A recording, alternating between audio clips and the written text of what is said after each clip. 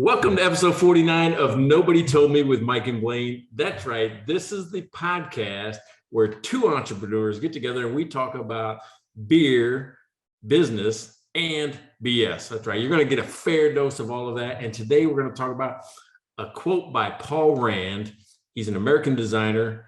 And basically what his quote is don't try to be original, just be good. Right? Or just try to be good. So we're going to break that down, kind of apply it to our lives, see if it applies to yours. But I am joined today by my friend and the CEO of Dry Run, our sponsor, Blaine Birch. Blaine, what's up, buddy? Oh, not too much, Mike. I'm 49. We're one away from the big 5-0. So that's pretty cool. That's coming quick. Yeah, right. And on 5-0, we've already promised that we're going to merch, right? So if you go to mikeandblaine.com, you can get merch. And next week, we're going to wear some merch on this show. Yeah. Is yours sitting over there on the chair? Do I see a little bit of it? Got my shirt right over there on the chair, all ready to go. That's a cool chair, by the way. It is. It's pretty comfortable too. It's been around here for years, but yeah, right on. So, hey, we're talking about beers, business, and BS. So let's talk about beer first. What are you having today? Yeah. So today I've wanted to do this brewery for quite a while. It's Bent Stick, Edmonton brewery, small craft brewery. But they make some really nice beer. And so, but I never had them in the fridge. And then last time I was at the liquor store, I remember I got to get these guys. So this is their 4:30 p.m. late afternoon stout. And so it's really nice stout and not a super heavy one. So it's good. It's not like a 10% or it's like 4.5 or something. So good pick for today. How about you? So you're drinking light beer today? Light beer. It looks nice and dark, nice and inky, but yeah. All right. So I was going through the beer store, and normally I go a little bit smaller with the brewer, right? The brewery. But I didn't because I ran across, which is rare. I don't see this a lot of times here in San Antonio. But when I spent all of that time up in Seattle, I drank a lot of Alaskan brewery, right? Matter of fact, this is the beer you drink when you fly Alaska Airlines, and it's based out of Juneau, Alaska. And it is called Smash Galaxy. It's a double IPA, nice. 8.5%. So, I mean, I'll be on the verge. Don't we call that the tipping point where I could be slurry or not slurry? The tipsy point. Yeah, it's a tipping point, a tipsy point. That's right, tipsy point. So we're gonna give it a shot, give it a run, and these are bigger cans. This is a whole pint, so not the 12 ounces. So I don't know if I'm gonna be able to get through two. I'm gonna challenge myself though. Let's see if I can. You can do it. You just got to apply yourself. You can do it. Alaskan makes some terrific beer. I've had 2 or 3 in the last week or two. I just haven't featured them yet because they're I've been kind of staying local and close to home, but boy, they make some really nice beer. Great IPAs, great double IPAs. I think they even have a stout or two, if I remember right, they're quite good. So good pick. Yeah, they've got an amber ale that I drink all the time when I fly Alaska. I go up to Seattle, see my grandkids. But yeah, I'm excited. So in business, right? One of the things, this quote, I tell you what, I think there's an argument for both sides on this, right? I think there is. Because anytime we start out a business, you're like, oh, you got to find your niche, which is really actually saying you've got to be original, but you can be original and not good, or you can be good and not original, vice versa. So his quote is, and you should really like this guy because as a designer, that's what he's talking about with art. Am I trying to be too artistic or is this really good design? Yeah. Right? That's the whole meaning behind his quote. Yeah, no, very true. And no, Paul Rand is a famous designer that I remember reading, books about him or of him, but, back in the, 20 some odd years ago when I was studying design. So very famous designer, great quote to pick today. But it's interesting because there's lots of, there's this theory that there is no original idea. Like somebody's come up with the same idea. There's how many billion people on the planet? Other people have come up with the same idea. It's execution that's important. And you look at so many of the innovations that have been ground shaking changes to the world. And most of the time they're built on a lot of other shoulders, a lot of other attempts, so it's just taking an idea and refining it and evolving it. And someone's going to get the big credit for it, but it usually isn't completely novel. It's usually built on the back of a big, long history of attempts. Well, all right. So I ran across, all right. So when I was laying in bed, sometimes I'll read dumb things, right? And I ran across an article last night about Nikola Tesla. Tesla. Yep. Yeah. And almost everything I've read about this guy is original thought, Yeah. right? Okay. Meaning the way that he manipulated and came up with AC current. Now I realize, though, maybe it's not original if Thomas Edison already had DC current, right? His big thing was the transference of it to AC, so AC/DC. Yeah. They're yeah, Tesla is almost a bit of an exception, or some of the most amazing inventors in history are. But then on the other side, you look and it's like he had this arch rival that was kind of doing the same thing. And I think the quote it's not about stealing something else, but it's about building on knowledge and making something better. And so starting from scratch and trying to do it all on your own, it's like you have to go through all the mistakes that everybody else has made. And so being able to get a starting point and learn from other people's attempts and learn from what they're doing, in the end, you can be quite original in a little segment or in that niche, but it's in there somewhere, right? All right, so I read that totally different, right? And that's one of the cool things about this new kind of concept we're doing about breaking down quotes, is that just the same amount of words, you and I can read the same amount of words and come up with totally different interpretations for it. And both could be completely wrong because we did no research. We're not just grabbed a quote. Because we're not him, right? Yeah, exactly. Who knows? Might have said, no, that's when I was talking about bass fishing. What are you talking about? Exactly. But where I got out of this was he was saying, don't try to be original, just try to be good, which means that too much focus or emphasis is put on trying to come up with something that's never been done before.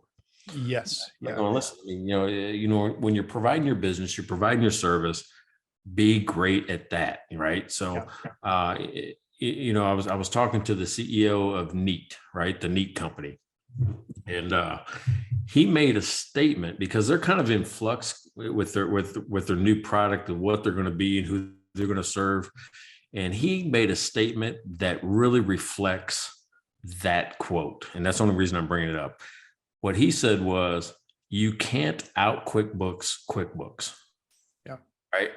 Yeah. And I go, man, that means don't try to, you don't have to be original like that or out QuickBooks them. Just be good at what you're doing, which for him, it's financial document organization and management of financial documents. Yeah. Just be good at that. Right. Yeah. Yeah.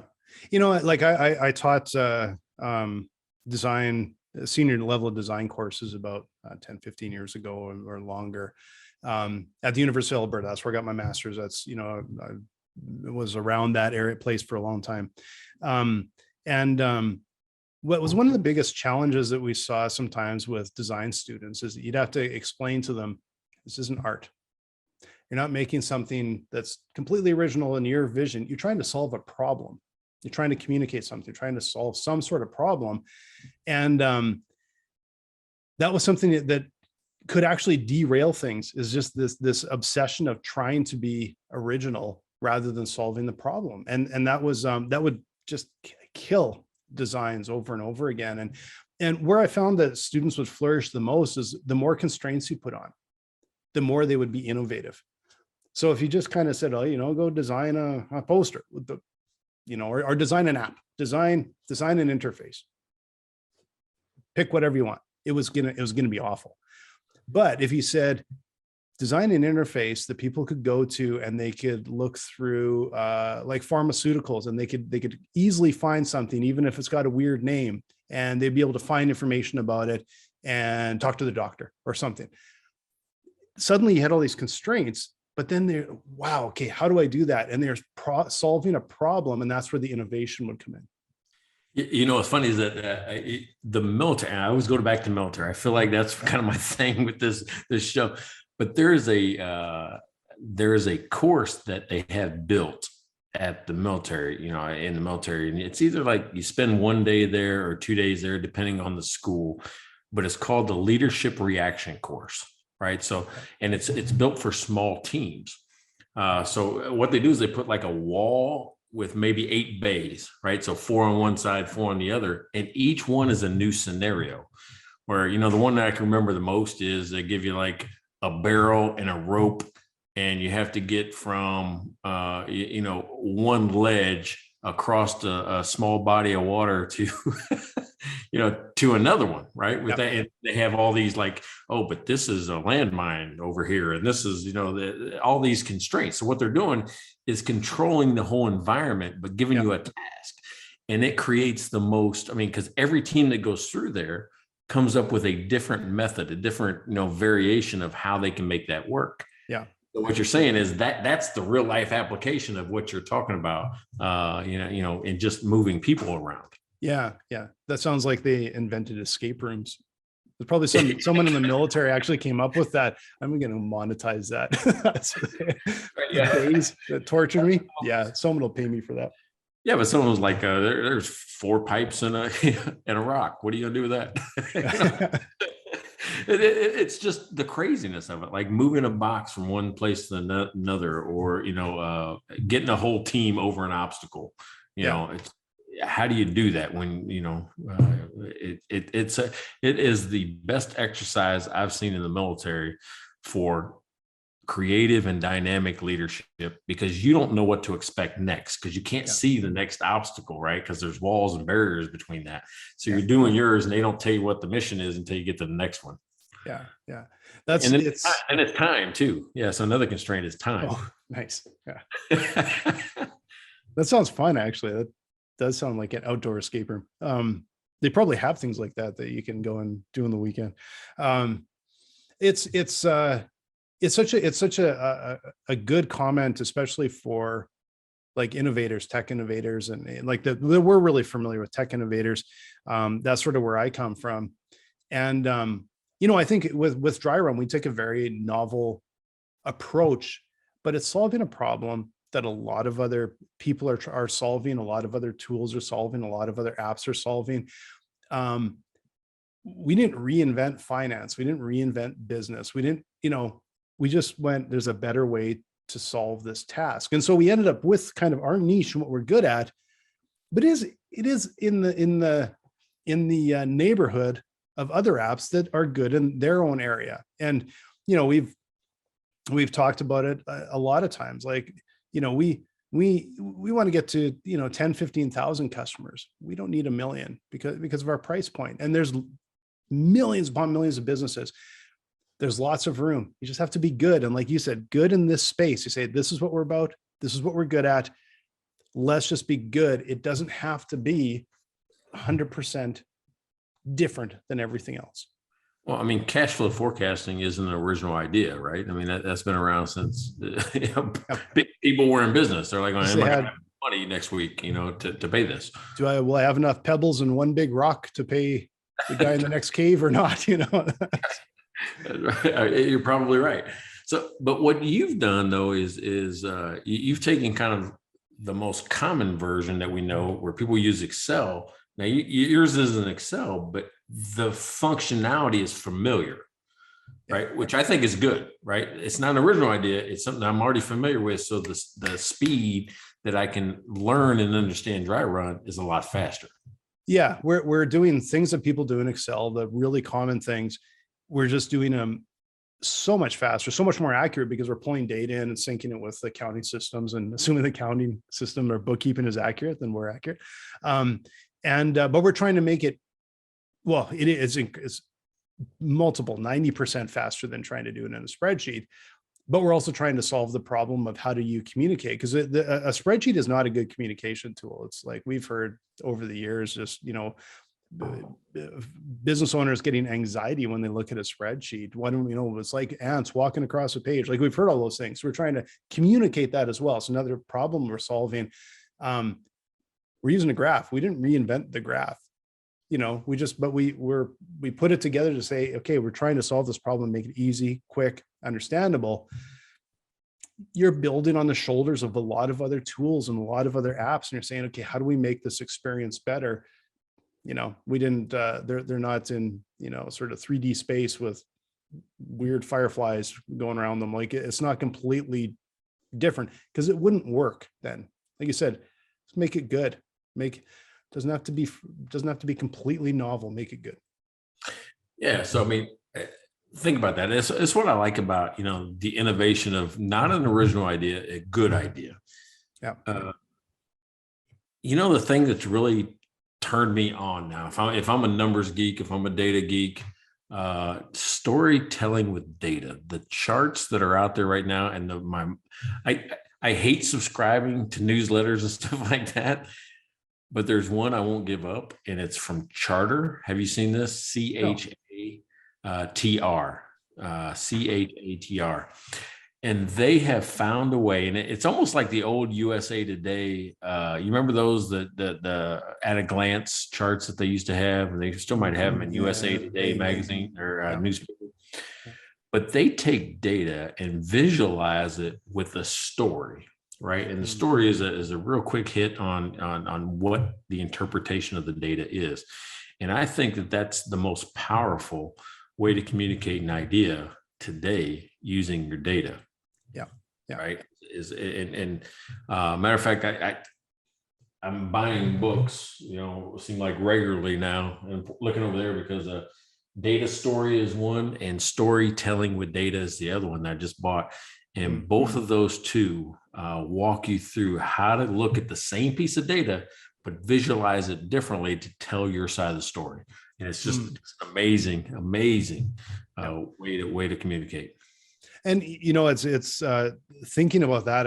I think of user testing and how many times we've built something in an interface or a visualization going all the way back to my agency days. And we had built some things that were fairly, like at the time, really novel, like the touch screen with the screen there, but the touch screen was also a keyboard, blah, blah. And you start user testing, and that's when you find out people can look and go like, I don't get it, or they get lost in a place that seems so obvious. And a lot of times what you end up doing is going back to what are they comparing us to? What is conventional in their mind? What are people seeing? And how do we reflect that so that it feels familiar?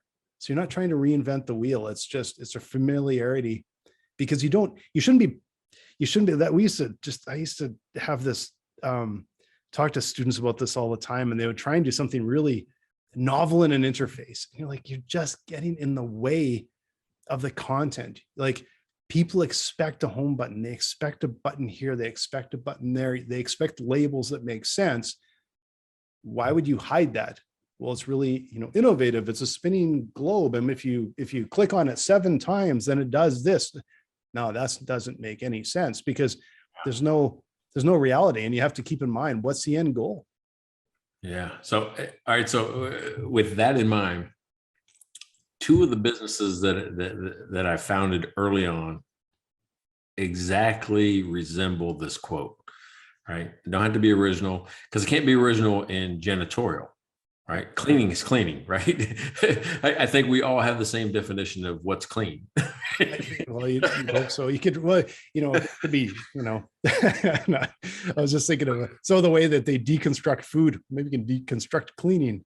No, yeah, right. That corner's supposed to be dirty. That's shows how clean the rest of the office is. Yeah. So, but with that in mind, what I did was I was going to be better at it. I was going to be good at it. We actually had space set up in the office, where we would teach people to clean. We would teach people how to mop a floor. We would teach people how to clean a toilet. We would teach people how to strip and wax tile, or shampoo carpets. We just had all these training areas set up. And I took that idea when I morphed the janitorial company into a hotel staffing company. I set up a room. Here's how you make a bed. Here's how you clean the toilet. Here's, just all of those same things. Yeah. And where I would learn the setups in rooms, because Marriott did it differently than Hyatt. So I had all these things. I would go to Marriott and go, hey, just give me, your little signs, or give me your, little things that are important in a room setup. So, okay, you're going to be working at Marriott next week. let me teach you where, the Bible goes or the Book of Mormon goes, or let me show you where, the no smoking sign, or, the guest setup, or the pen and paper, how they get set up. Those are little details that are consistent in every single room. Yeah. Hotel staffing was a success because it was just a variation of, temporary staffing. Instead of calling Labor Ready or one of these temporary staffing agencies that you might work in a factory one day, an office the next, and a hotel the third, I'm like going, you're only going to work in hotels. That's all we do. I train people to work in hotels, period.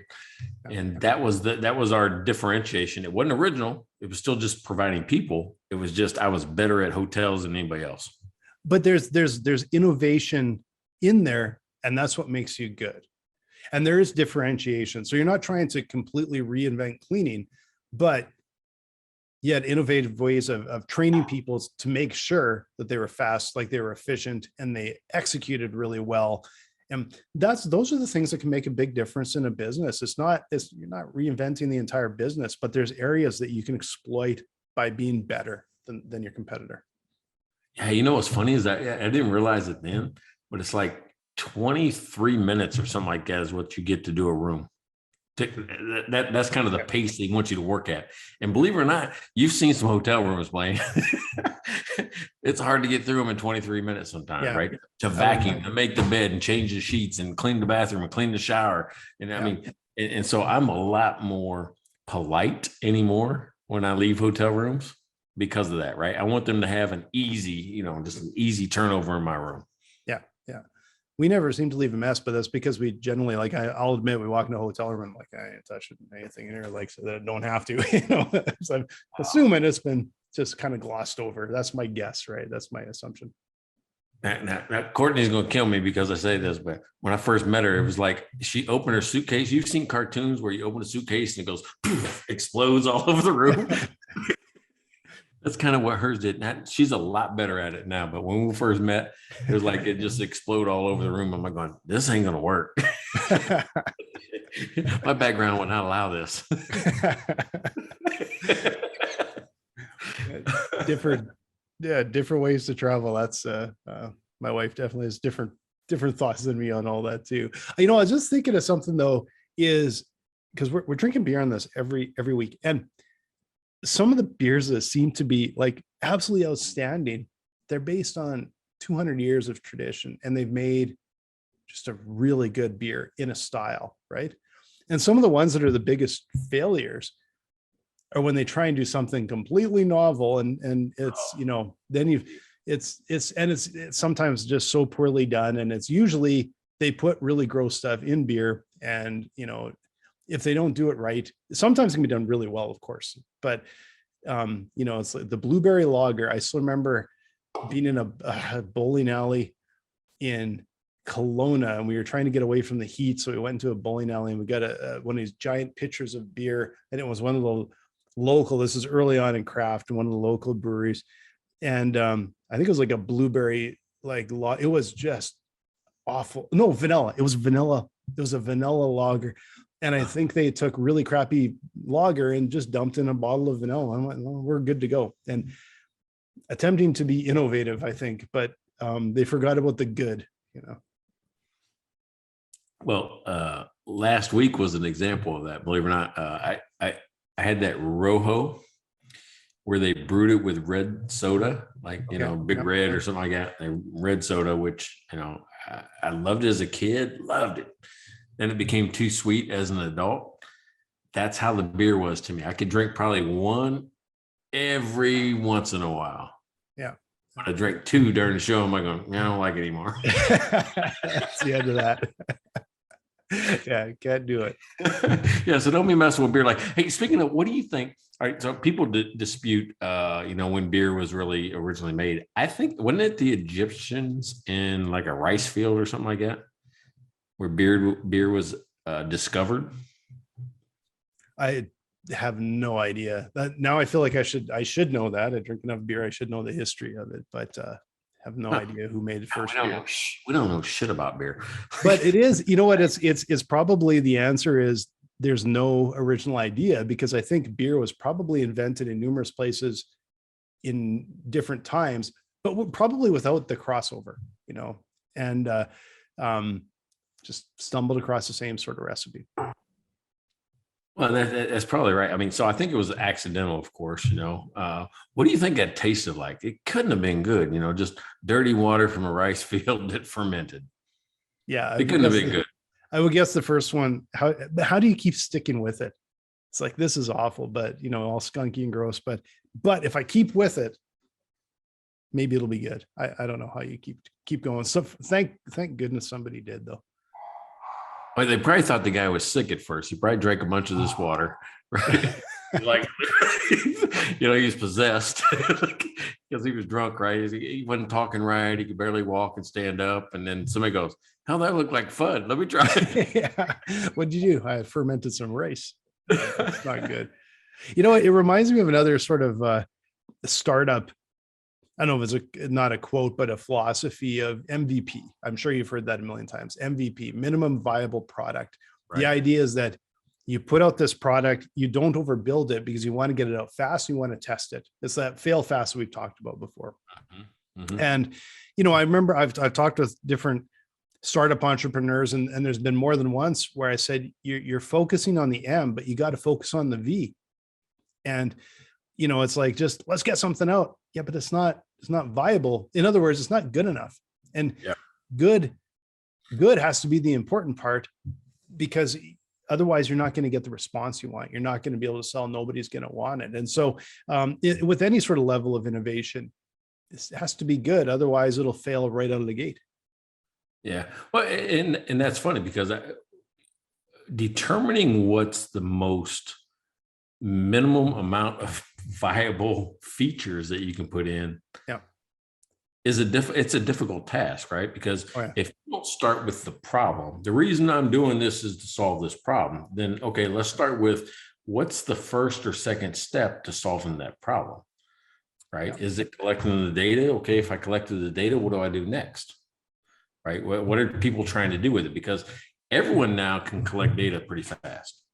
Everybody, yeah. What do I do with it next is the trick. And you've got to come out with your MVP with something that wows folks, like going, yes, that's what I want. Yeah. And on the flip side, the worst thing you can do is take 5 times as long to build something and find out that 80% of it, they just don't care about.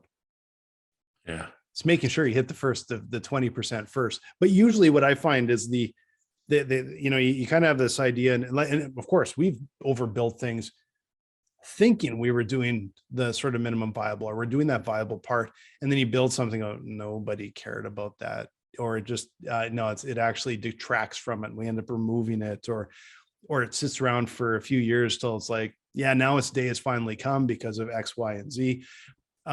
But you still at least try. You try and figure out what it is that you're trying to solve, so you're not overbuilding and spending all this time, energy, and money to find out that most of it's going in the trash.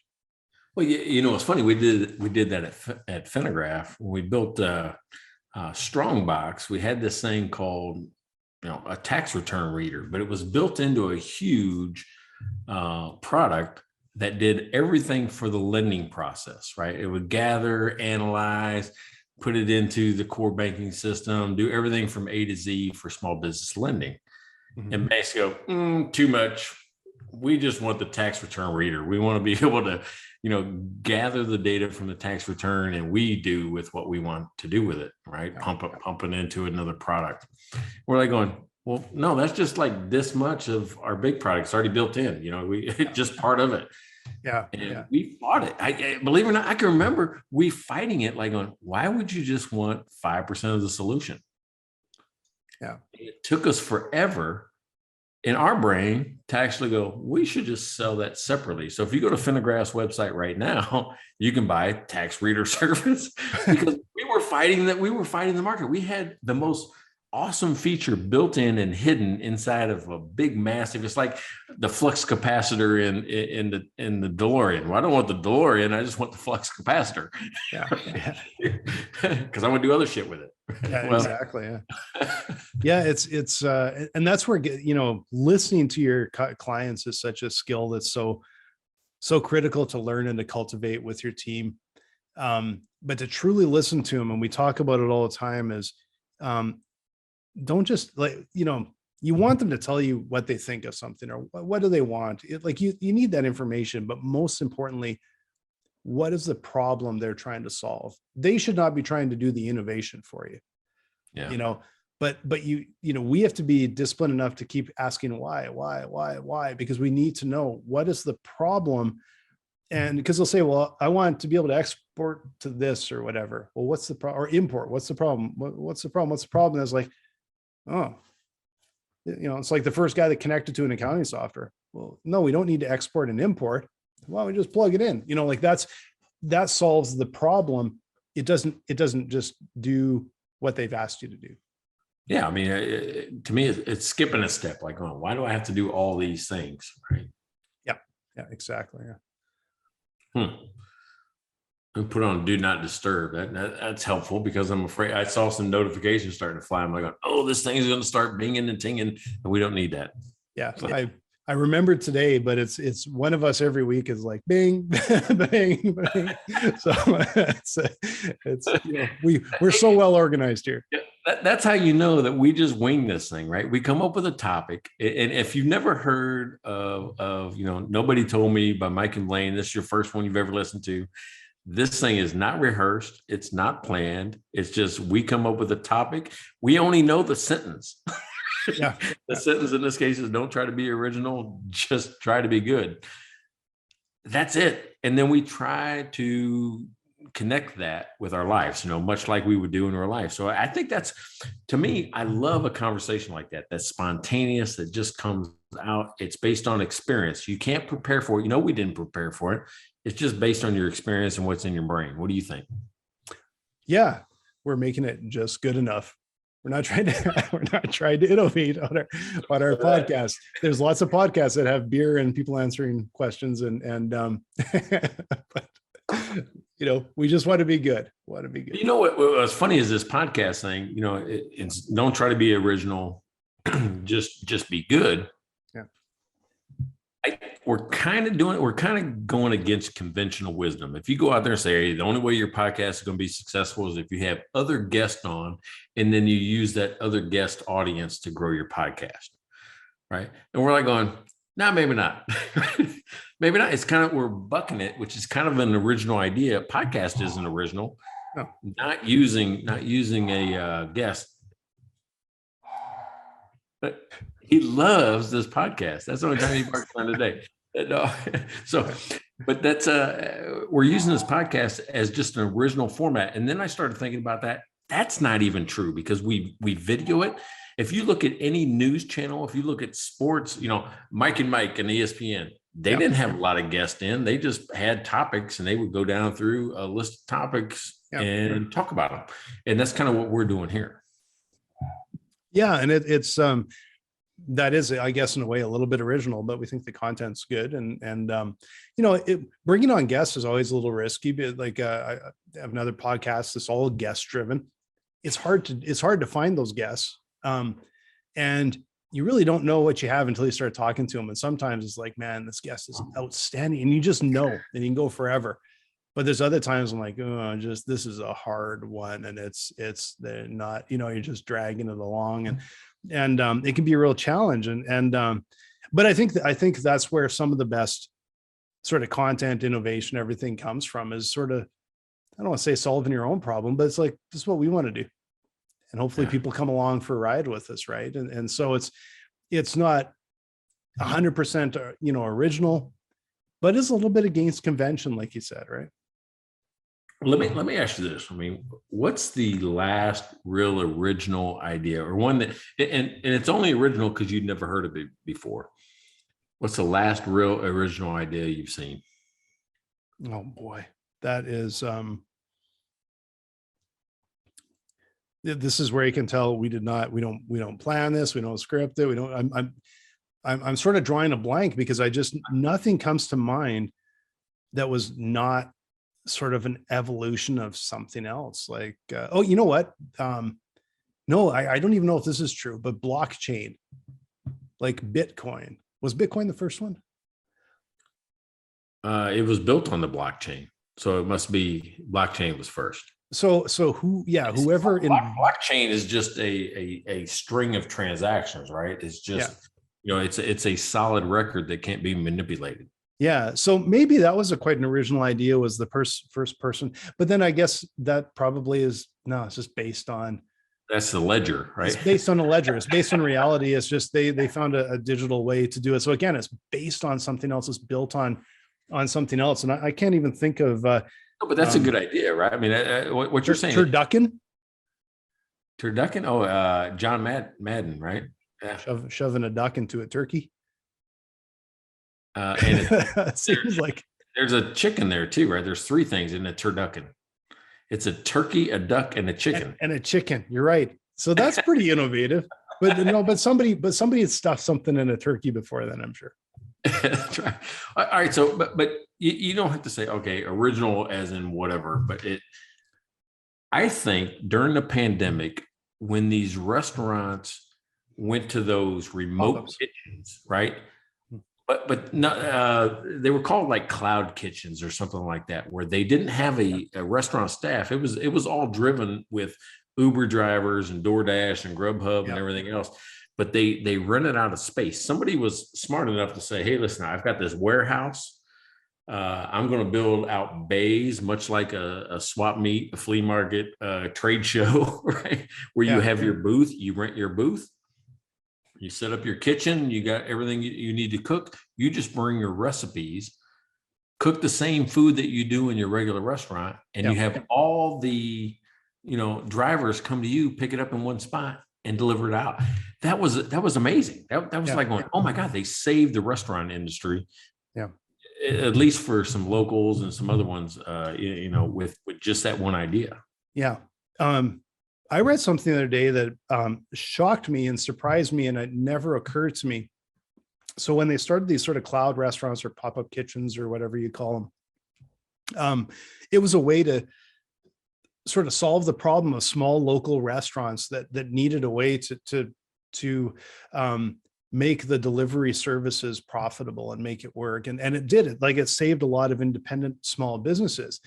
And then I read this article the other day that some of the big brands jumped on top of that because they realized it was an opportunity. So they made pop-up kitchens like that. They gave it a name that sounded small and unique and homey, but it was a big chain that were running through these little kitchens. And I'm like, oh man, so now you actually have to try and figure out, are you supporting this little pop-up kitchen with an independent, or are you actually supporting one of the big chain restaurants, which is completely counter to what I want to do all the time, right? Dude, the brewers do that to us all the time. Like, the very first beer I had on, nobody told me, was called Ziegenbach.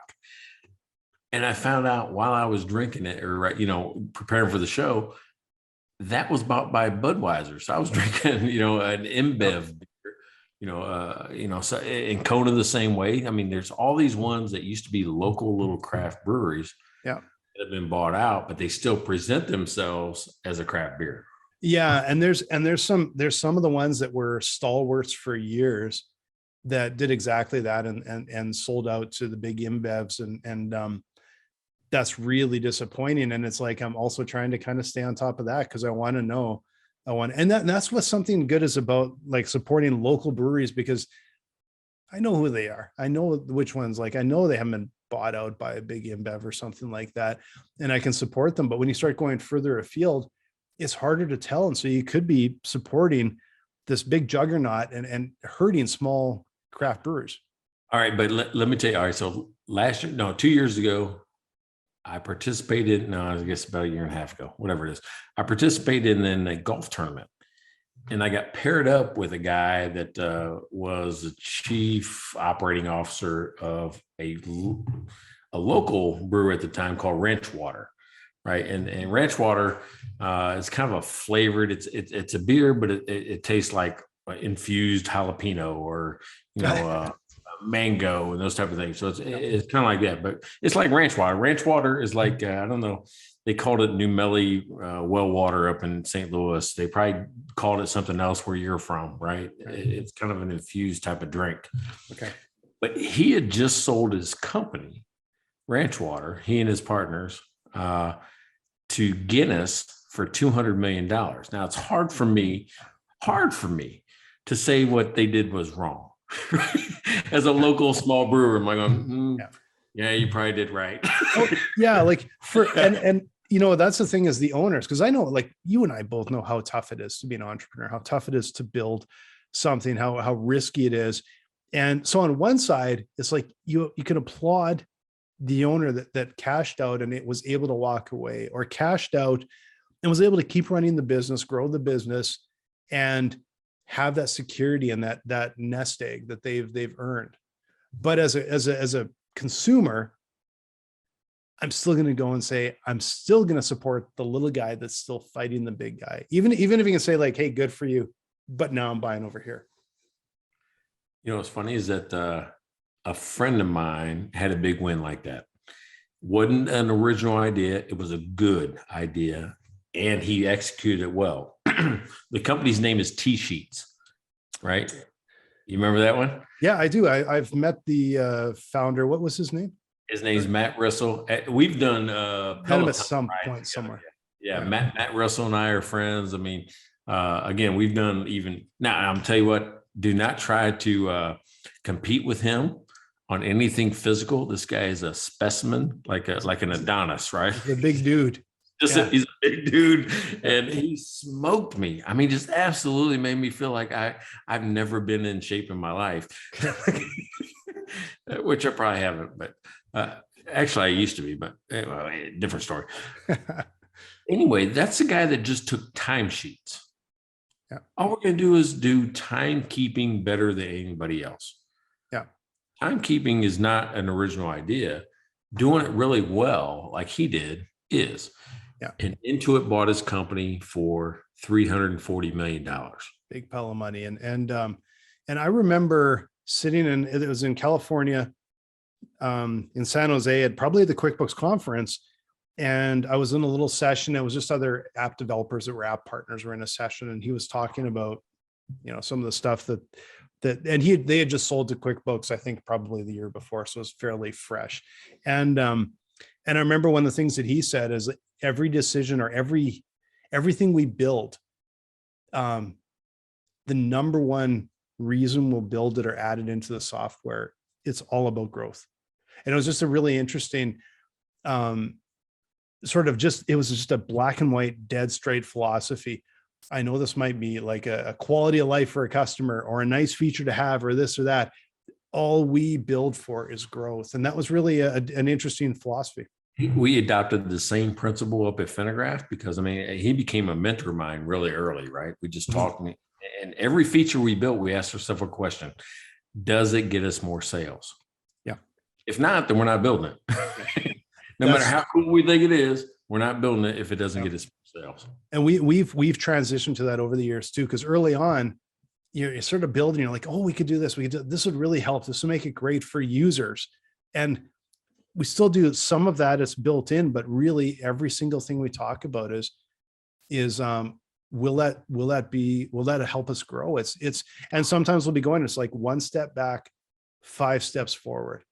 You know, how do we get to 10,000 customers? How do we get to 100,000 customers? How do we get the value so that we can charge a premium rate because it's a premium product reaching a premium market? Those are the questions. So it's a lot of the little things that we would love to do. They kind of end up secondary because they're just you can die making it, you know, a little nicer for the customers you have, right? All right. So have you ever heard of the Moscow technique? MOSCOW, Moscow technique.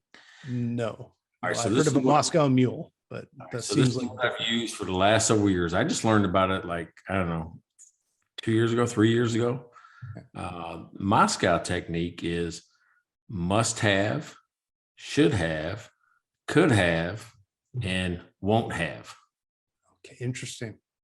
Right. So when we're talking about features, I try to put them into one of the buckets right away. Must have, should have, could have, won't have. Won't have. Right. That's a really interesting way to look at it. And then the W could be two different things. It could be won't have or would be nice to have, right? Which is kind of a, if we got time, like a filler, or like a fill in. It might suck time from us, but we got time for it. Let's put it in. Yeah. So it could be that. But I try to now, because you get, everybody you talk to always has two more features for you, right? Everybody. Yep. I call it two more, right? Yeah. Yeah. So anything you do, like, oh, if it just had these two things, I'd be happy. Right. But then you can't get four people to say the same two things. Yeah, exactly. It gets very personal at that point. And some are interesting ideas. I will say the odd time is not as much in the last few years, but the first year or two, we would get the odd one that it'd be nice if it could do this, and it would just be an absolute head slapper. Yeah, you are right. That is one hell of an idea, and it's going right into the roadmap like today. So we used to have a few of those. Yeah, you get less of those now, I think, because we get a lot of that information back. We're always talking about to clients. So. Yeah, but I think a monthly, part of a monthly meeting is here's our feature requests that came in. Yeah. Put them in a bucket. Must have, should have, could have, or won't have. Won't have, yeah. Yeah. And I called the Moscow technique, and I ran across it on some random ass article, right? Yeah, you get sucked in the blog articles, Yeah. Ran across it there. I'm going, yeah, that's how I can frame his request coming in. So yeah, what's interesting there is because I think of it, and I'm sure you did right away from a software perspective and what you're developing from a software perspective. But what I jumped to just now was thinking about a lot of our partners, like accounting partners that are serving numerous clients with with advisory services. And it's amazing how many of the things that they deliver to their clients are kind of like, yeah, kind of nice to have, could have, nice to have, could have, because it's easy, it's reporting, but the must-haves, the should-haves, sometimes I think fall at a wayside because they're more of a challenge. They're more of a challenge to deliver. Yeah, I think so. So the rule I put is, and I have to think about it for a second. So every product feature, is it driven by solving a customer's problem? Everything is driven back to, does this solve a customer's problem? If it doesn't, you have to, deprioritize it. Yeah. Yeah. Nice to have, or we won't have, or would it be nice to have that? Yeah. Right. And we also look at, is there a way to do what they want to do now? It's just maybe a little more work. And we have those things. It's like, well, technically you can do it this way. Yeah. It's a couple more steps. It's a few more seconds. It's whatever. But over here is something they cannot do, but it would really help them. I would love to see you show you how I present that, which is the Moscow technique. And then I followed up with a value versus complexity chart. And the chart is, so you've seen that before? We have them in our drives. We have exactly those charts. Yep. There you go. Those charts are, what's a quick win for you? What's a big bet for you? What's a fill in? Maybe if I got the time, I can do that. Or what's a time suck, which really we're not going to get very much value, but it's a lot of work. Yeah. It's really helpful to visualize it. Like going all the way back to what you're talking about earlier about visualizing things. You can talk about these things. We plotted on that, the 4 quadrants. It really helps to visualize it and say that top right quadrant, as far as I remember, that was the one, is like, we have to have those. That is mission critical. These ones over here, no, like it actually makes it easier to just go, I know people are asking for this, or I know the team might want this, or gone. We're not doing that, or not for a long time, but this is why, and be able to visualize it helps a ton. And it's kind of an easy thing to set up is, what's the value to the customer? What's the complexity or effort we got to put in to do it? Yeah. If you just block it out, those 4 quadrants, it helps you prioritize what you're going to do next. Yes. Yeah. Because it's, that top, or maybe it's top left quadrant, whatever is, because you have some things that are high value and easy to do. And you're like, well, those are quick wins. You always dunk. You just always do those. Yeah. Just roll them out. Yeah. And sometimes the high value, but highly complex, we tackle those every once in a while. You're just like, that is going to be, like, frankly, we're in a sprint right now on that. It's really is a challenge. It's going to be a long one, but it's such a massive win that it's like, we're going to dive in. This is when we have to do it, even though it's hard. Well, that's why I labeled that quadrant big bets. Like going, yeah, there's a lot of value, but it's a lot of work. Yeah. Right. So it always lands up in that top right quadrant. That's the top right. Yeah. And the top left is like, just do it. It's quick wins. Yeah. Just do it. Why are we even talking about this? Yeah. Now the bottom left, which is low value, but it's easy for us to do. Maybe if I got extra time, I need to fill up, it's something I could slide into a sprint, We call those rainy days. And they just kind of, they pop in. Usually we're doing something right next to it. And it's like, oh, here's a time. We can just add this in. It's in the neighborhood. Yeah. I'm actually going to change my chart because you said that.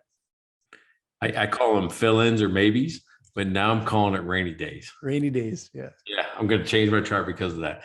The other one though, which is low value, a lot of work, I call time sucks, and I try to avoid those or do them only if, I got nowhere else to go, I guess.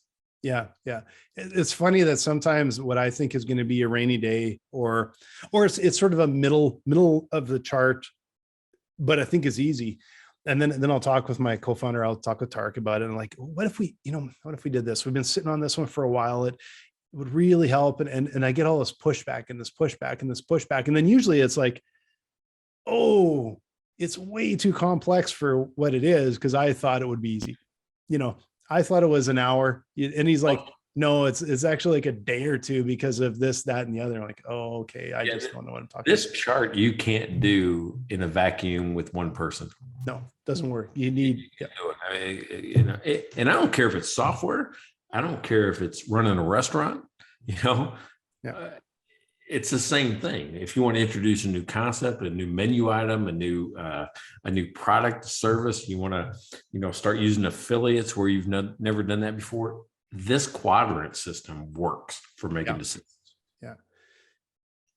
I must be getting hungry, but I was thinking, so there's a brewery in town. They make the best burger in town. And it's literally the only thing they sell is a burger and Cheetos or something like that. That's kind of all you can get there. And, but their burger is unbelievable. The buns are right from the bakery right next door. They do a smash burger. They got this, it's really terrific, but that's all they have. And it's just, they're not doing anything that original. It's just really good. And now they've rolled out a hot dog, and I'm thinking that might be in my future this weekend, because I'm betting they know how to make a hot dog, because they sure know how to make a hamburger, right? Well, I'm glad you said best burger in town, because the best burger in my town is right up north at the branch, and they call it Diablo Burger. It's fantastic. I'd never order anything else but that when I go there. Nice. All right. So, hey, listen, we spent about an hour on this. Can you believe that? Oh, I can believe it, because we do every week. Like we don't even have to have a topic. We could talk about something for an hour, but it helps to have some sort of topic, of course. And 8.5 did not help me today. 2 8.5 pints did not help me. So you snuck that. I didn't even know that you had snuck the second one. I have to go to we have to go to an event tonight, so I'm on the one light beer, because we're gonna have to go for dinner and all that tonight. So all right, so here's what I learned. Let's finish this up. Here's what I learned. I liked how you still use the same quadrant that I do when you prioritize features. Yeah. But I like that you call it rainy days, not maybes. I'm still on that. I doubt I made that up, but I know it's so powerful. And that's the one thing that of this, I would actually really recommend to people when they're trying to, and it doesn't have to necessarily be a product. Like we're talking a lot about product, but even your services to your clients and that quadrant is really, really helpful. But like you said, you can't do it in isolation. Get your team in the room, talk about it.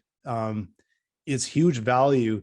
And it's, original for original sake or different for different sake is not the answer. It just reaffirms that be smart. You don't have to be that different. You just have to be really good at what you do. Yeah. On top of that is none of us are as smart as all of us. When you think about it that way, none of us individually are as smart as all of us.